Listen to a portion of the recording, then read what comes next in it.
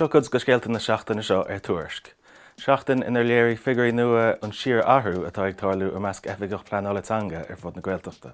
Dar le figurí a chur údarás na Gaeltacht ar fáil, 7 duine a fostaíoch mar oifigeach pleanálatanga ó hosan na pleanálatanga ag feidhmiú ar fud na Gaeltachta. Tá sé ráit ag na heifigí féin gur feidhmhóirí an éigeansocht ó bhain lena go d'oibre agus nachhfuil an córas mar atá ag obair.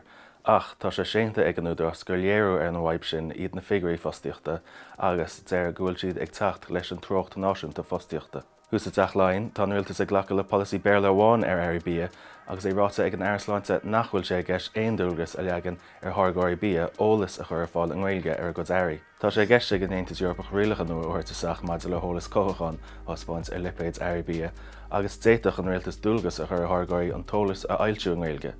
Is léir áfach nachhfuil aon séamáin a lehéad íana. Bhí an scéal sin na meas na gcína pléich ar an agán is téanaid an fud Gaeilge pod chuir le Tuairisc atá ar fáil ar Spotify agus Apple Podcasts. Bhí agrán nua agan an fud sport chomá agus mud a caiúil siar ar rascí lú agus gunnáil ag léí ceannis na Gúrgaí chomá le súil chun cín ar chluí móra an deir seachtaine. Ag caiinte chuirsaí pelle is ag duine bheith Gaeltacht glas na mí a bheits na slúta deir seachtaine cincíise agus comórtas pelle na Gaeltachta ar achtal ar achcairn. Láir mud leis an lucht agraí faoin obair mhórtá dinta agus faoin obair atá fósa duine. Luach freisin an bhéim atá muintear achcairn ag ggéireachar ar chuirsaí cultúra chomá agus an comórtas áreachtal acu den chéadúir le breis tríocha bliain. Fanamid leis an cultúr ar deire agus léirhes le British Ranach agan an teachtain seo ar an ráma dahanana geala amháin.